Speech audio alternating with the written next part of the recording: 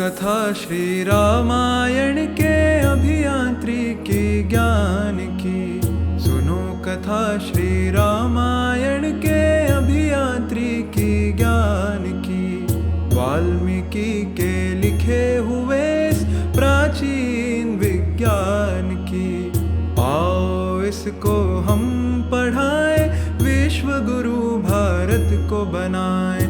रखे सहेज धरोहर को, ज्ञान भी दे संसार को। कथा है ये श्री रामायण के अभियांत्रिकी ज्ञान की।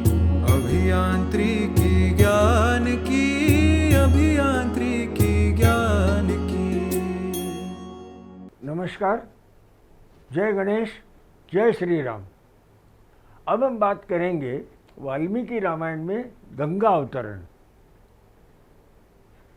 गंगा नदी यह मानव निर्मित नदी है और ऐसा वैज्ञानिकों का और भूगर्भ शास्त्रियों का दृढ़ विश्वास है। जैसा कि हम पूर्व में देख चुके हैं कि राजा सगर ने अश्वमेध यज्ञ किया। अश्वमेध यज्ञ के लिए जो अश्व छोड़ा गया था वो अश्व इंद्र चुरा कर ले गए और राजा सगर ने अपने 60,000 पुत्रों को उसे खोजने के लिए भेजा। उन पुत्रों ने पूरी धरती को खोदते हुए रसातल तक पहुंच गए और वहाँ पे उन्हें महर्षि कपिल बैठे हुए दिखाई दिए। उन्हें ऐसा प्रतीत हुआ कि कपिल ने ही अश्व को चुराया है और इसलिए जब वो कपिल की तरफ दौड़ रहे थे तो ऋषि कपिल ने अपनी आंखें, नेत्र अपने खोले और उससे वो 60,000 पुत्र वहीं राख के ढेर में बदल गए।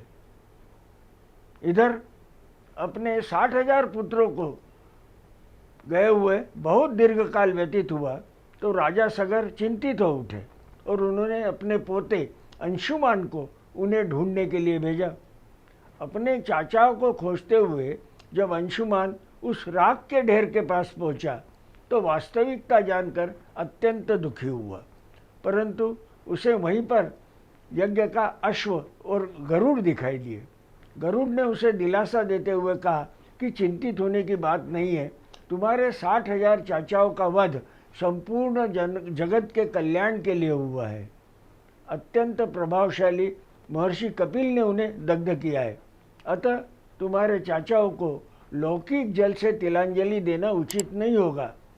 उन्हें जब लोकपावनी गंगा के जल से तिलांजलि दी जाएगी तब इन्हें मुक्ति मिलकर स्वर्ग में जाने के अधिकारी होंगे। अभी तो तुम इस घोड़े को लेकर जाओ और अपने पिता का यज्ञ पूरा करो।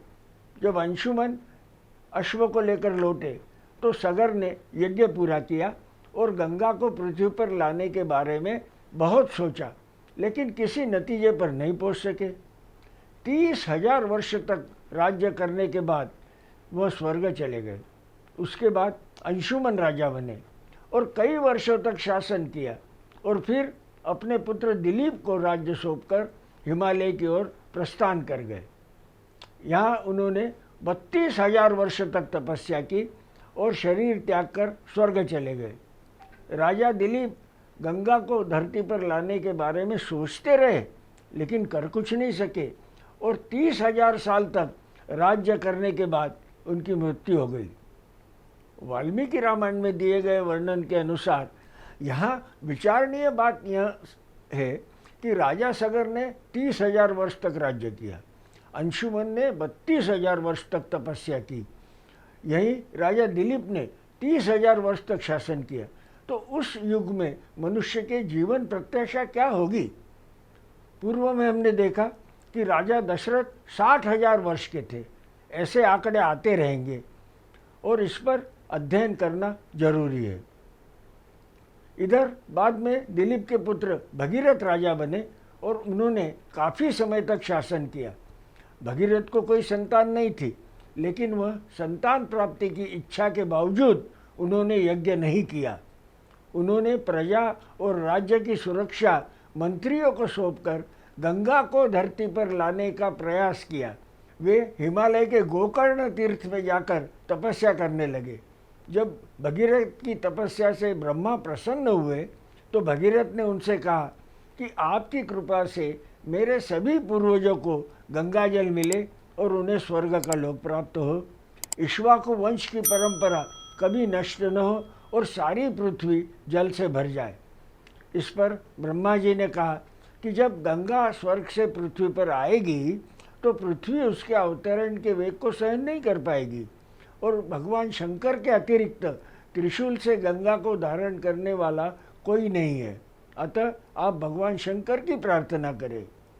यहाँ ध्यान देने योग्य बात यह है कि रामायण काल में इंजीनियरिंग के सिद्धांतों को किस तरह काम में लिया गया। अब देखिए, गंगा का मूल स्रोत है गोकर्ण, जो कि समुद्र तल से 4000 मीटर की ऊंचाई पर स्थित है। उसे पर्वतीय क्षेत्र से समतल धरातल तक अर्थात ऋषिकेश तक, जो कि 300 मीटर की ऊंचाई पर स्थित है, यहाँ तक लाना है और वह भी मात्र 100 किलोमीटर की हवाई अंतर में। यह एक अत्यंत जटिल और आह्वानात्मक कार्य है। इस स्थान पर लंबे समय से रहने का मतलब है तपस्या करना। इसका मतलब है कि भौगोलिक स्थिति का अध्ययन करना और गंगा को पर धरती पर लाने का रास्ता खोजना। हिमालय में हर जगह घूमते हुए उन्हें इसका एहसास हुआ, गंगा को इतनी ऊंचाई से लाना ही मात्र समस्या नहीं है, अपितु बर्फीले क्षेत्र एवं ग्लेशियरों से लाते वक्त उसके प्रवाह की गति कैसे कम की जाए, यह भी एक जटिल समस्या है, क्योंकि गंगा के इस विशाल प्रवाह को पृथ्वी सहन नहीं कर पाएगी। इससे मिट्टी का कटाव होगा, क्षरण होगा। अतः प्रवाह के समुचित वैज्ञानिक व्यवस्था के बिना हम गंगा के प्रवाह को धरती पर नहीं ला सकते। इसलिए उन्होंने शंकर जी की पूजा की। तब ब्रह्मदेव और भगवान शंकर ने कहा कि ठीक है, तुम मेरी पूजा करो। अब शब्दों के अलग अलग अर्थ होते हैं। शाब्दिक रूप से, लाक्षणिक रूप से इसका अर्थ क्या है? शंकर ने कहा कि मैं आपकी मदद करता हूँ, लेकिन आपको जगह की और इस सतह की संरचना को समझे बिना इस काम को नहीं छूना चाहिए। इसका मतलब है कि इंजीनियरिंग का मूल सिद्धांत किसी भी प्रोजेक्ट को शुरू करने के पहले पूरी साइट का ठीक से अध्ययन करने के बाद ही प्रोजेक्ट पर काम शुरू किया जाता है। भूमि और जल को हमेशा एक साथ समझना होगा। सगर साम्राज्य में भूमि के क्षेत्र में वह भूमि शामिल थी जो समुद्र के तल से आई थी। उसमें खेती करने की कोशिश की, लेकिन पानी की कमी तथा जमीन में खारापन के कारण असफल रहा। समृद्धि तब बनती है जब जमीन और पानी के बीच सही संबंध स्थापित होता है। तो शंकर ने भगीरथ से कहा कि गंगा परम धूर धारा है, इसलिए गंगा को संभालना मुश्किल है। अगर उसे नीचे लाना है तो अलग अलग तरीके से लाना होगा। आपको इसका ठीक से अध्ययन करना चाहिए और फिर जल ग्रहण क्षेत्रों में जटारोह को, या जिसे हम कहते हैं नालियों को निर्माण कर खाई खोदना, इन सभी जटाओं को एकत्रित करके गंगा की धारा के रूप में जोड़ना है, ताकि वो उस स्थान पर छोटी छोटी धाराएं कटाव न करे। भगवान शंकर द्वारा दिए गए इस आदेश को भगीरथ ने बड़े परिश्रम से क्रियान्वित किया। यानी बर्फ से ढकी हुई चोटियाँ, ग्लेशियर, जिनमें कई छोटी छोटी नालियाँ हैं, उन नालियों को जोड़कर एक को दूसरे से, दूसरे को तीसरे से जोड़ा गया। इसके अलावा आजकल हम देखते हैं कि जब बड़े बांध होते हैं तो जब बांध का पानी भरा होता है तो बांध से पानी गिरता है, तो इस गति की और ऊर्जा को बहुत अधिक तेज होती है और यह ऊर्जा बांध के निचले हिस्से के नींव को नुकसान पहुंचा सकती है। इसलिए बांध के तल की सतह और सर्कल के रूप में ऊंचा उठाया जाता है। इससे ऊंचाई से नीचे आया हुआ पानी फिर से ऊपर की ओर उठता है और उसकी ऊर्जा, दबाव और गति कम हो जाती है। इसे ओगी शेप वियर कहा जाता है। अलग अलग धाराओं की गति और ऊर्जा तथा उनके पुनः जुड़ने को बिंदुसार कहते हैं। निस्संदेह बूंद बूंद पानी एकत्रित करना होगा। इन बिंदुओं के विलय से उनकी प्रथम मैदानी नदियों का निर्माण हुआ। पूर्व दिशा की ओर बहने वाली 3, लादिनी, पावनी और नलिनी। पश्चिम दिशा की ओर बहने वाली 3 नदियाँ सुचक्षु, सीता और महानदी अर्थात सिंधु। बीच में बहती है अलकनंदा का आज भी वही नाम है। भागीरथी वह नदी है जो अलकनंदा से मिलती है और दोनों मिलकर आगे चलकर गंगा नदी के नाम से जानी जाती है। भगीरथ ने ऐसी धाराएं रची जिनसे कैसे गंगा पृथ्वी पर आई और उनकी महिमा कैसी हुई, पृथ्वी पर आने के बाद गंगा के आसपास का सुंदर क्षेत्र किस प्रकार निर्मित हुआ, इसका बहुत सुंदर वर्णन महर्षि वाल्मीकि ने किया है। जैसे कहीं तेज गति से बहती हुई द्रुतंतर यति, कहीं कहीं घूमती हुई कुटिल कचित यातम, गंगा अपना रूप बदल कर बहने लगी। जहाँ विनातन क्वचित शांति से बहती है, अद्भुत क्वचित यति, शने शने जहाँ वह आश्चर्यजनक धीमी गति से बहती है। आशा के साथ गंगा स्वर्ग से भूतल में उतरी। उनकी महिमा का वर्णन करते हुए वाल्मीकि जी ने लिखा है, भगीरथो ही राजश्री दिव्या स्पंदन मत्स्य। राजश्री भगीरथी दिव्य रथ पर आरूढ़ होकर आगे बढ़ रही है।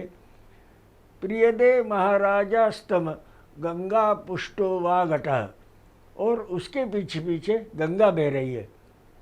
इसका तात्पर्य ये है कि राजा भगीरथ नहर खोदते हुए और अपनी मशीनरी और पूरी टीम के साथ आगे आगे बढ़ते जा रहे थे और गंगा जी उस नहर में बहते हुए पीछे पीछे चली आ रही थी।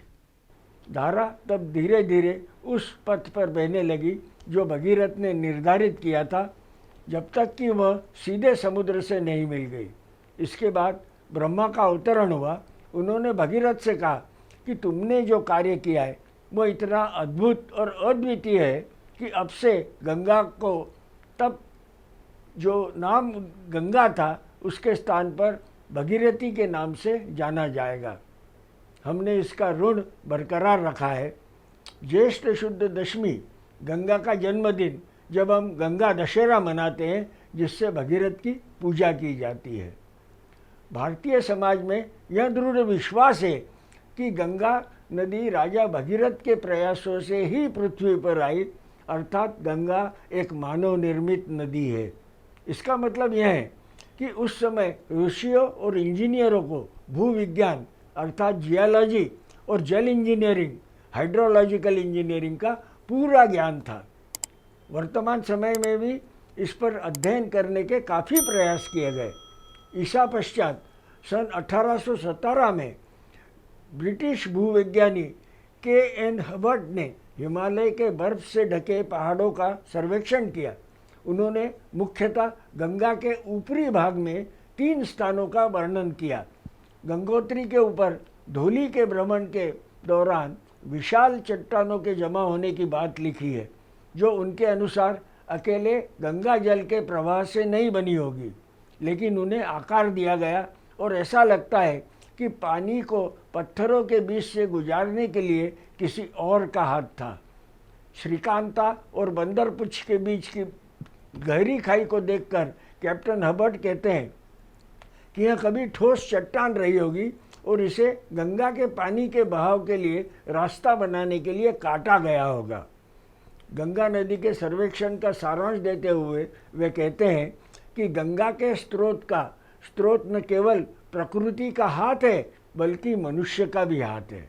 भारत और मिस्र 2 देशों के सिंचाई महानिदेशक सर विलियम विल्किंसन ने अपनी पुस्तक में स्पष्ट रूप से कहा है, प्राचीन भारतीय लेखकों ने भौतिक तथ्यों के बारे में आध्यात्मिक तरीके से लिखा है। दक्षिण की प्रत्येक नहर, चाहे भागीरथी जितनी बड़ी हो या नहीं, मूल रूप से एक नहर के रूप में शुरू हुई। इन नहरों की योजना बनाकर खुदाई की जाती है और नहरों के बीच आवश्यक दूरी पर दूरी बनाई जाती है। अतः सर विलियम विल्कांस ने कहा है कि गंगा या भागीरथी नदी हमारे पूर्वजों द्वारा निर्मित एक नहर है। उन्होंने कहा कि गंगा को दुनिया की छत से भारत के मैदानों तक लाना यह मानव इतिहास के इंजीनियरिंग की सबसे बड़ी उपलब्धि मानी जाएगी। गंगा को इस प्रकार पृथ्वी पर लाने का कार्य भगवान श्री राम से 20 पीढ़ी पहले राम के पूर्वज राजा भगीरथ ने किया था। आपकी जानकारी के लिए वाल्मीकि रामायण के बालकांड के सर्ग 41 श्लोक संख्या 1 से 26 तथा सर्ग 42 श्लोक संख्या 1 से 25, सर्ग 43 श्लोक संख्या 1 से 43, सर्ग 44 श्लोक संख्या 1 से 23 के हिंदी अनुवाद मैं आपके सामने प्रस्तुत कर रहा हूँ। सर्ग 41। रघुनंदन, सगर ने अपने पुत्रों को बहुत दिन हो गए यह जानकर अपने तेज से दैदीप्यमान पोते अंशुमन से कहा, वत्स, आप अपने पूर्वजों के समान वीर, विद्वान और तेजस्वी है। तुम भी अपने चचेरे भाइयों के राह पर चलो और उस चोर का पता लगाओ जिसने मेरे यज्ञ के घोड़े का अपहरण कर लिया है। देखो, पृथ्वी के भीतर महान और शक्तिशाली प्राणी रहते, इसलिए अपनी तलवार और धनुष्य लेकर उनका सामना करो। जो सम्माननीय पुरुष है उन्हें प्रणाम करो और जो तुम्हारे मार्ग में बाधक हो उन्हें मार डालो। ऐसा करके तुम सफल होकर लौट जाओ और इस यज्ञ को पूरा करने में मेरी सहायता करो। जब महात्मा सगर ने ऐसा कहा तो अंशुमन धनुष्य और तलवार लेकर शीघ्रता से पराक्रम दिखाने वाले वीर पर सवार होकर वहाँ से चले गए। नरश्रेष्ठ, राजा सगर से प्रेरित होकर वो उस पथ पर चलने लगे जो उनके रुद्र प्रेमी चचेरे भाइयों ने पृथ्वी पर बनाया था। वहाँ उस महान तेजस्वी वीर ने एक दैत्य को देखा जिसकी देवता, दानव, पिशाच, पक्षी और नाग सभी पूजा करते थे। उसकी परिक्रमा करने के बाद अंशुमन ने अनुभवी से अपने चचेरे भाइयों की खबर और घोड़ा चोर का पता पूछा। उनका प्रश्न सुनकर परम बुद्धिमान वयोवृद्ध ने इस प्रकार उत्तर दिया, असमंजस कुमार, तुम अपना कार्य सिद्ध करके शीघ्र ही घोड़े सहित लौट जाओगे। उन सभी महापुरुषों ने जो वाक्य का अर्थ समझने और बोलने में कुशल थे, अंशुमन की जय जयकार की और यही इच्छा व्यक्त की कि तुम घोड़े के साथ लौटोगे। उनका आशीर्वाद सुनकर अंशुमन शीघ्रता से उस स्थान पर पहुँचे जहाँ उनके चाचा सगर पुत्र राग के ढेर में परिवर्तित होकर पड़े हुए थे। असमंजस के पुत्र अंशुमान को उनके निधन से गहरा दुख हुआ। वह शोक में था और बड़े दुख के साथ चिल्लाने लगा। दुखी पुरुष सिंह अंशुमन ने अपने यज्ञ के घोड़े को भी पास में चरते हुए देखा। महातेजस्वी अंशुमन ने उन राजकुमारों को पानी पिलाने के लिए पानी की कामना की, लेकिन उन्हें कहीं भी जलाशय नहीं दिखा। श्री राम फिर उसने दूर की चीज़ों को देखने में सक्षम होकर अपनी दृष्टि से हर जगह देखा। उस समय उन्होंने वहाँ वायु के समान तीव्रगामी पक्षीराज गरुड़ को देखा, जो उनके चचेरे भाइयों सागर पुत्र का मामा था। महाबली विनतनंदन गरुड़ ने अंशुमान को बुलाया, पुरुष सिंह, शोक मत करो, ये राजकुमार पूरी दुनिया की भलाई के लिए मारे गए हैं। विद्वान अनंत प्रभावशाली महात्मा कपिल ने इन महाबली राजकुमारों का दाह संस्कार किया है। उनके लिए लौकिक पानी का उपयोग करना आपके लिए उचित नहीं है। नरश्रेष्ठ महाबाहो, हिमवान की ज्येष्ठ पृथ्वी गंगा जो है, उसके जल से अपने चचेरे भाइयों का तर्पण करें। लोक कामनीय गंगा जब राग के ढेर में गिरे हुए 60,000 राजकुमारों को अपने जल से ही अपलावित कर देगी, उसी समय वह उन सभी को स्वर्ग ले जाएगी। महाभागा, मर्दाना, बहादुर, अभी तो तुम घोड़ा ले जाओ और अपने पितामह का यज्ञ पूरा करो।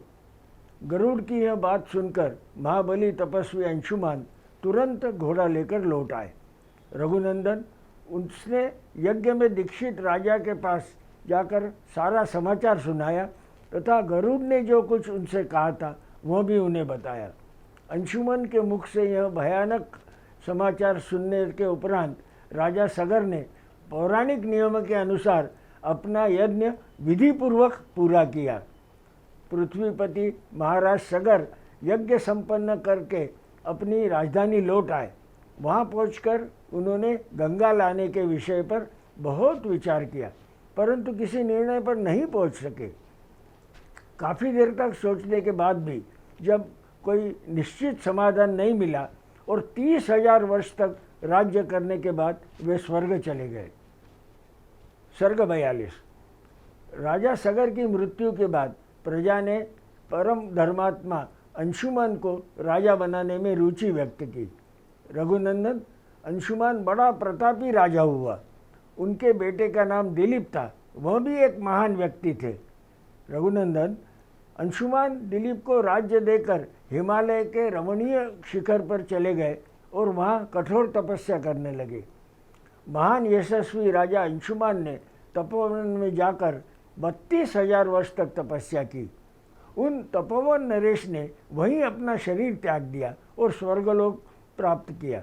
महातेजस्वी दिलीप को भी अपने पितरों की मृत्यु का समाचार सुनकर बहुत दुख हुआ। गंगा को पृथ्वी पर लाने के उपाय के विषय में अपनी बुद्धि से बहुत सोचने पर भी वह किसी निर्णय पर नहीं पहुंच सके। वे हमेशा इस बात को लेकर चिंतित रहते थे कि वे कैसे बलिदान दे सकते हैं और अपने पूर्वजों को कैसे बचा सकते हैं।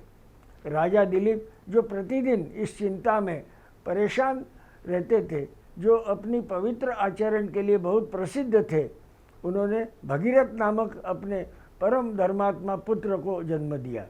महातेजस्वी दिलीप ने कई यज्ञ किए और 30,000 वर्ष तक प्रशासन किया। नरसिंह अपने पुत्रों के बचाव के बारे में किसी निर्णय पर पहुंचे बिना ही राजा दिलीप बीमारी का शिकार हो गए और उनकी मृत्यु हो गई। उनके पश्चात भगीरथ को राज्य पर अभिषेक करके महान राजा दिलीप अपने पुण्य कर्मों के प्रभाव से इंद्रलोक को चले गए। रघुनंदन धर्मात्मा राजऋषि महाराज भगीरथ की कोई संतान नहीं थी। हालांकि वह बच्चे पैदा करने की इच्छा रखते, फिर भी वह प्रजा और राज्य की रक्षा का भार मंत्रियों पर डालते हैं और गंगा को पृथ्वी पर लाने का प्रयास करने के लिए गोकर्ण तीर्थ में घोर तपस्या करने लगे। महाबाहु वे अपने दोनों भुजाएं उठाकर पंचाग्नि का सेवन करते थे और 1 महीने के बाद अपने इंद्रियों को वश में रखते हुए भोजन ग्रहण करते थे। इस प्रकार कठिन तपस्या में लगे महात्मा राजा भगीरथ के 1000 वर्ष बीत गए। इन योग विषयों में स्वामी भगवान ब्रह्मा उनसे प्रसन्न थे। पितामह ब्रह्मा ने वहाँ जाकर इस प्रकार तपस्या में लगे हुए महात्मा भगीरथ से कहा, महाराज भगीरथ, मैं तुम्हारी इस महान तपस्या से अत्यंत प्रसन्न हूँ। तुम उत्तम व्रत का पालन करने वाले नरेश्वर, आप कुछ मांग लीजिए। तब महातेजस्वी महाबाहु भगीरथ उनके सामने हाथ जोड़कर खड़े हो गए और वे सभी लोग पितामह ब्रह्मा से इस प्रकार बोले, ईश्वर, यदि आप मुझ पर प्रसन्न हैं और इस तपस्या का शुभ फल हुआ है, तो सभी सागर पुत्रों को मेरे हाथों से गंगाजल प्राप्त हो। इन संतों की राख को गंगाजल से भिगोकर मेरे सभी प्रपितामह स्वर्गलोक को प्राप्त करें। ईश्वर, मैं अपनी संतान के लिए भी प्रार्थना कर रहा हूँ। हमारे कुल की परंपरा कभी लुप्त नहीं होनी चाहिए।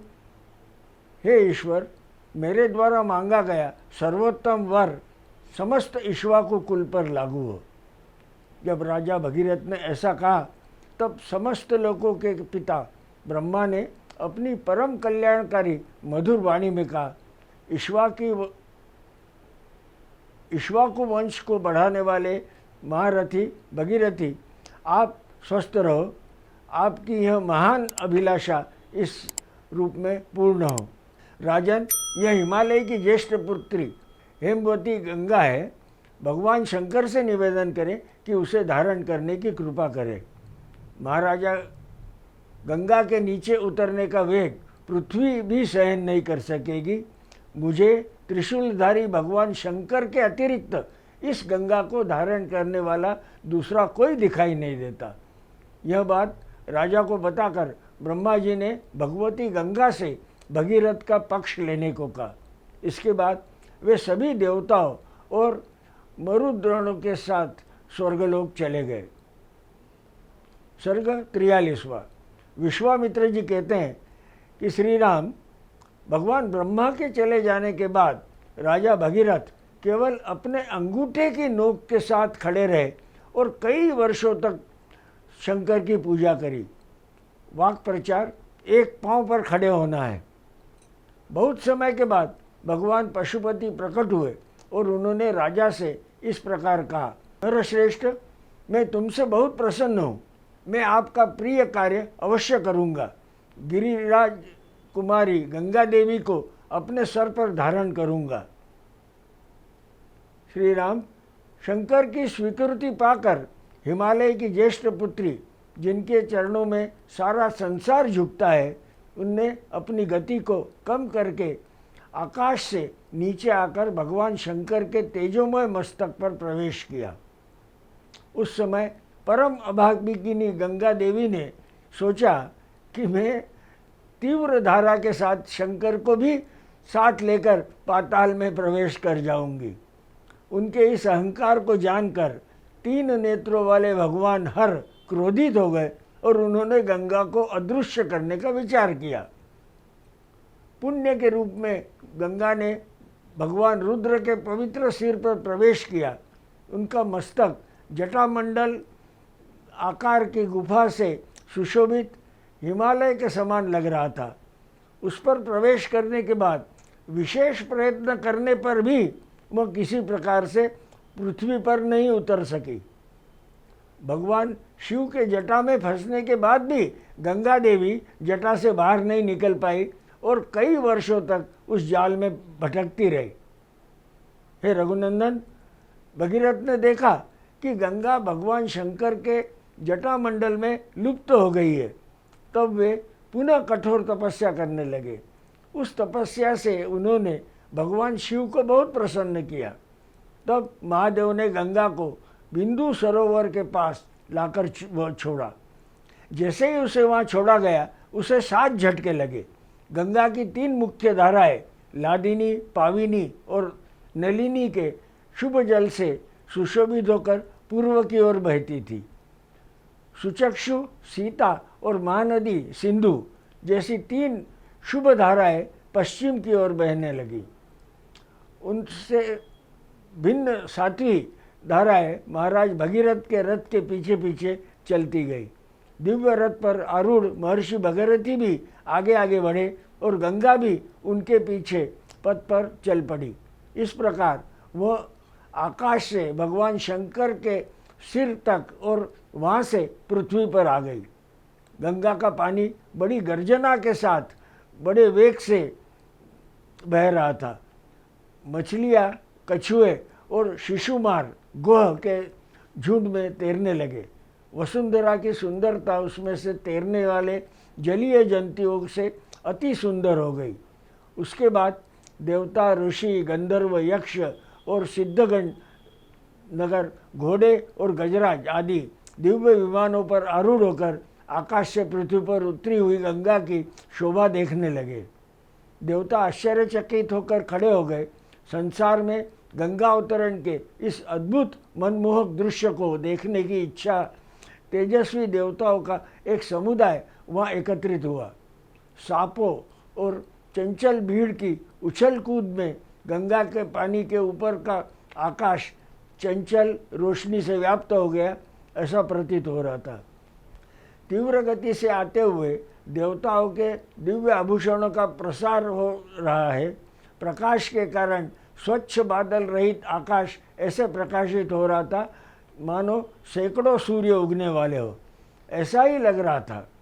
आकाश से हजारों टुकड़ों में टूटा हुआ झाग आकाश में सर्वत्र फैल रहा था, मानो श्वेत पतझड़ के बादल या हंस उड़ रहे हो। गंगा की धारा कभी तेज, कभी टेढ़ी, कभी धीमी होती थी। कुछ जगहों पर वह नीचे की ओर गिरता हुआ नजर आया तो कुछ जगहों पर ऊपर की ओर उठता हुआ नजर आया। कभी वह समतल भूमि पर धीरे धीरे बहती थी, जबकि कुछ स्थानों पर वह बार बार अपने ही पानी से टकराती थी। गंगा का पानी अक्सर ऊंचे रास्ते से बहता था और फिर निचले इलाकों में गिर जाता था। आकाश से शंकर के मस्तक पर और वहाँ से पृथ्वी पर गिरता हुआ शुद्ध और पवित्र गंगा जल उस समय अत्यंत सुंदर लग रहा था। उस समय भूतल पर रहने वाले ऋषि और गंधर्व इस जल को भगवान शंकर के मस्तक से अवतरित होने के कारण अत्यंत पवित्र समझकर इसका जप करने लगे। जो लोग शापित थे और आकाश से पृथ्वी पर आए थे, वे गंगा के पानी से स्नान करके निर्दोष हो गए और उस पानी से उनके पाप धुल गए। वे फिर से शुभ पुण्य से एकजुट होकर स्वर्ग में पहुंच गए और अपने लोगों को प्राप्त कर लिया। वे सभी लोग जो उस प्रकाशमान जल के संपर्क में आकर आनंदित हुए थे, वे शाश्वत आनंद के उस स्रोत से अति प्रसन्न हुए। सभी लोगों ने पुण्य सलीला गंगा में स्नान किया और पाप से मुक्त हो गए। जैसा कि पहले ही कहा जा चुका है, राजश्री महाराज भगीरथ दिव्य रथ और गंगा पर सवार होकर आगे बढ़ रहे थे। उस समय सभी देवता, ऋषि, दानव, वानव, गंधर्व, यक्ष, प्रवर, किन्नर, बड़े बड़े नाग, सर्प और अप्सराएं सभी बड़े हर्ष से राजा भगीरथ के पीछे पीछे गंगा के साथ चल रहे थे। गंगा के पानी के साथ सभी तरह के जलीय जीव भी जा रहे थे। जिस मार्ग से राजा भगीरथ गुजर रहे थे, उसी मार्ग से उस क्षेत्र की समस्त पापों का नाश करने वाली नदियों में सबसे महान माता गंगा भी गुजर रही थी। उस समय रास्ते में अद्भुत पराक्रमी महामना राजा जानू यज्ञ कर रहे थे। गंगा अपने प्रवाह में उनके यज्ञ मंडप को बहा ले गई। राजा जानू ने यह सोचकर कि यह गंगा का अभिमान है और अत्यंत क्रोधित हो गए और गंगा का सारा जल पी गए। यह दुनिया के लिए बहुत बड़ा चमत्कार है। तब देवता, गंधर्व तथा ऋषिमुनि बड़े आश्चर्यचकित हुए और पुरुषोचित महात्मा जानू से स्तुति करने लगे। उन्होंने गंगा को महात्मा नरेश की पुत्री बताया। बेशक उन्होंने उन्हें आश्वस्त किया और गंगा को फिर से प्रकट करके वह उनके पिता के रूप में प्रसिद्ध प्राप्त करेंगे। इस पर शक्तिशाली महातेजस्वी जानू बहुत प्रसन्न हुए और उन्होंने अपने कान के छिद्रों से गंगा को पुनः प्रकट किया। इस कारण गंगा को जानू की पुत्री जाह्नवी भी कहा जाता है। वहाँ से गंगा भगीरथ के रथ के पीछे पीछे चलने लगी। उस समय समस्त सरिताओं में श्रेष्ठ जाह्नवी राजा भगीरथ के पितरों को बचाने के मिशन को पूरा करने के लिए समुद्र तक पहुंची और रसातल में चली गई। राजर्षि भगीरथ यत्नपूर्वक गंगा को साथ लेकर वहाँ गए। उसने निराशा से अपनी शापित पूर्वजों को देखा। रघुत्तम, तब गंगा के अच्छे जल ने सागर पुत्रों की राख को बहा दिया और सागर पुत्र के वे सभी पुत्र निर्दोष हो गए और स्वर्ग पहुंच गए। सर्ग 44। विश्वामित्र जी आगे कहते हैं कि श्री राम इस प्रकार राजा भगीरथ गंगा को साथ लेकर समुद्र में चले गए और रसातल में चले गए, जहाँ उनके पूर्वज जले हुए पड़े थे। जब वह राख गंगा के जल से अपलावित हो गई, तब समस्त लोगों में के स्वामी ब्रह्मा जी वहाँ आए और उन्होंने राजा से इस प्रकार कहा, नरश्रेष्ठ, आपने महात्मा राजा सगर के 60,000 पुत्रों की रक्षा की है। अब वे देवताओं के समान स्वर्ग पहुँच गए हैं। जब तक इस संसार में समुद्र का जल विद्यमान रहेगा, सगर के सभी पुत्रों को स्वर्ग में देवताओं के रूप में सम्मानित किया जाएगा।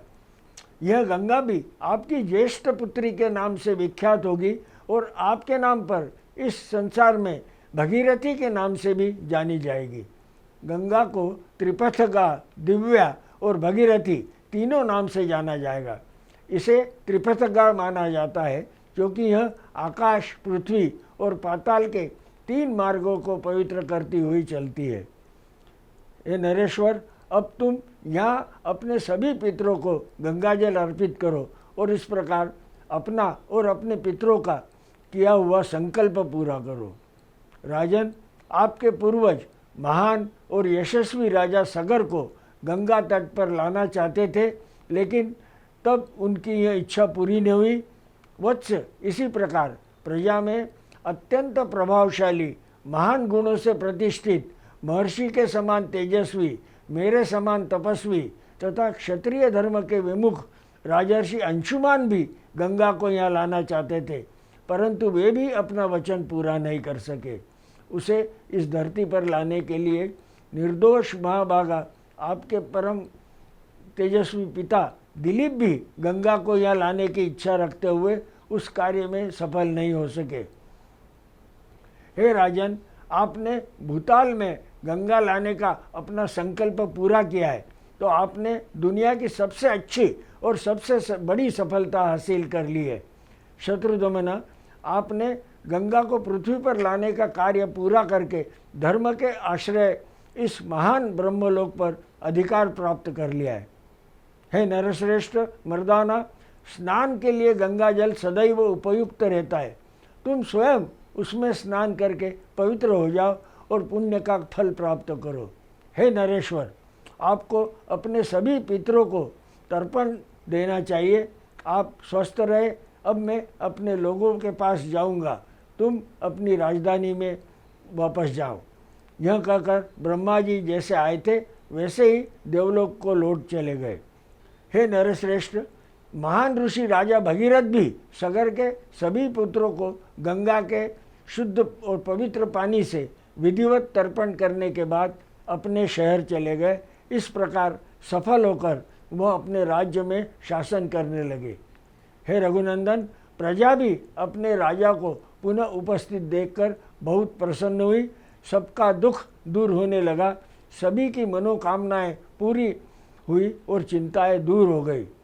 विश्वामित्र आगे कहते हैं कि हे श्री राम, मैंने तुम्हें गंगा की यह कथा विस्तार से बताई। आप स्वस्थ रहे। अब जाओ, मंगलमय संध्या वदन आदि का संपादन करो। देखो, शाम ढलती जा रही है। गंगा अवतरण का यह मंगलमय उपाख्यान जीवन वर्धक है। धन, सफलता, पुत्र और स्वर्ग लाता है। जो कोई इस कथा को ब्राह्मण, क्षत्रिय तथा अन्य वर्णों को सुनाता है, उससे देवता और पितर प्रसन्न होते।